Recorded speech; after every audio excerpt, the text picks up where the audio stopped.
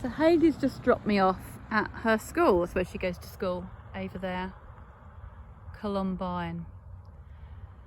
And from shopping and fun to something a little bit more serious now. We've got the Columbine Memorial for the people that were shot at this school in 1999, I believe.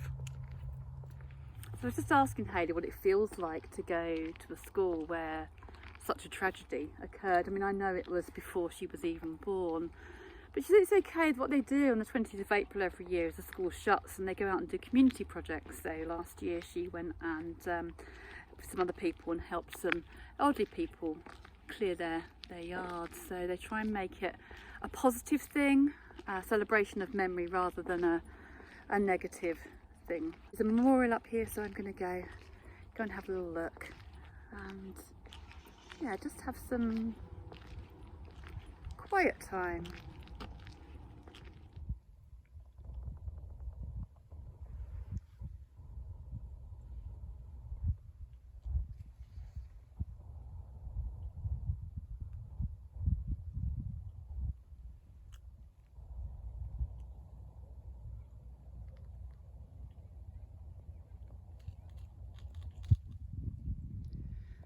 Twelve students and one teacher was killed here by students, and over time the parents and students and faculty members have designed this memorial to remember them by, and all the names are here.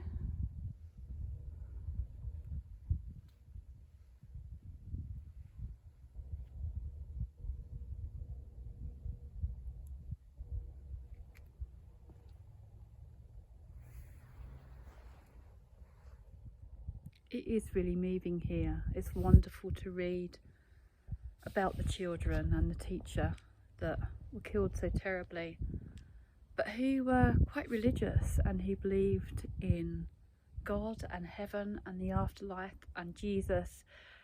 And at least 3 of them had a little bit of a premonition that their life would be short. And I'm just going to read one particular one to you. Not that I'm choosing one over the other, but this is Rachel Joy Scott. It says her middle name described her. She was a joy. A month before her death, she wrote, "I have this theory that if one person can go out their way to show compassion, then it will start a chain reaction of the same. People will never know how far a little kindness can go." And she had a sense of a destiny and purpose. She had a premonition that her life would be short. And she wrote, "Just passing by, just coming through, not staying long. I always knew this home I have will never last." And the day she died, she told her teacher, "I'm going to have an impact on the world." There was another child called Cassie Renee Burnell, and she longed to know what heaven would be like, and she strived to know the Lord whom she would meet there. Her heart's desire was just to live for Christ, and weeks before her death she expressed her anxiousness to see heaven, stating that she could hardly wait to get there. When asked how we would ever live without her, Cassie simply replied, "Wouldn't you be happy for me? You know I'd be in a better place." And this community has kept their strong sense of faith. You can see it even in tragedy. You can see that their belief shines through, and hopefully that helps them with their grief. I know it certainly helps me with my grief, believing that our loved ones are in a better place, a happier place, without pain and suffering, and that they're free. And another from Lauren Townsend, and these are kids, these are teenagers, and this is an excerpt from her diary. "A woman in the middle of a field of flowers kissing Jesus' wounds. I didn't think I could draw such a beautiful picture. I did tonight. It took me only 2 hours. I think something was guiding me other than just my hand. That is my dream. When I die, I want to wake up in a field of flowers and see Jesus sitting there smiling, happy to see me, holding my hand. Then I would hug him. He'd kiss me on the forehead and we would just sit there hugging in the sun with the wind blowing in our hair. Just that moment is worth living many lives for. I feel so peaceful, calm and joyful, like I'm on the verge of enlightenment. There is so much more going on here than we realise. I do think humanity is losing touch with itself and their relationship with their surroundings. Unfortunately, it usually takes a huge trauma to get people to realise what's important and feel that is what is going to happen. And I feel that is what is going to happen, to wake everybody up to get in touch with their spiritual sides. I'm not afraid of death, for it is only a transition. For in the end, all there is love. Wow. It does make you wonder, doesn't it, if they knew.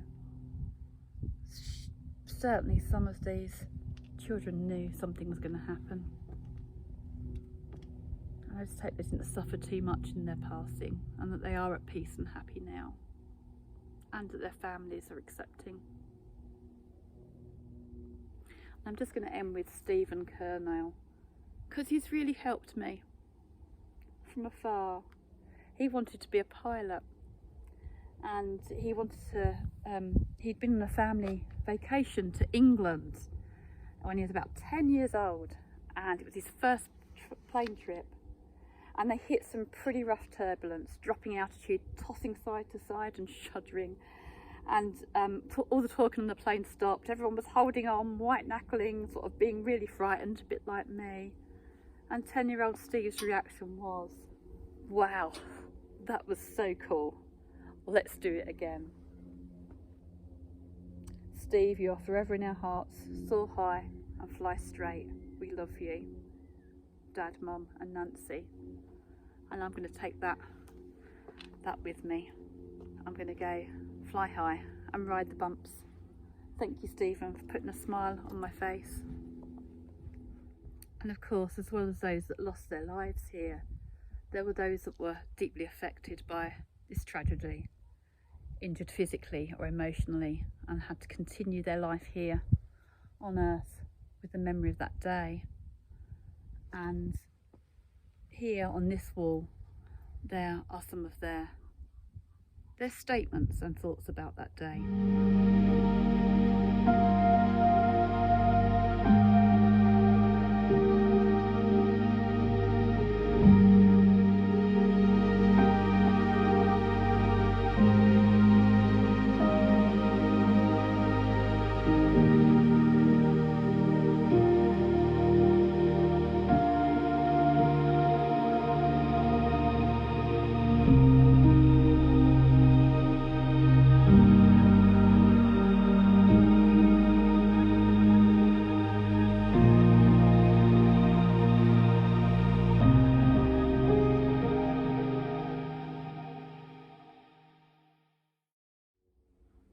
This feels a very special place, come out of a tragedy, and I think if you're in this area it's well worth coming and reflecting and just going with what this parent says.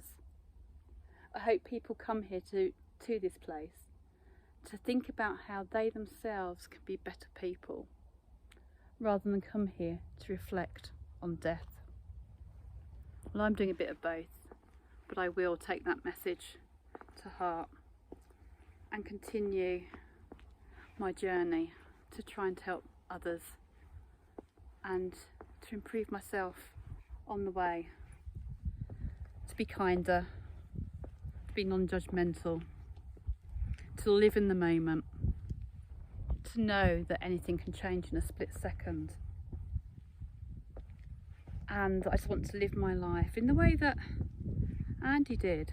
He was happy, he didn't have a conventional life, but he was happy with that. He was at peace, as it would seem, quite a few of these children. But it's a battle for those left behind, isn't it? But today, I will continue my journey forward with love in my heart and with kindness and acceptance.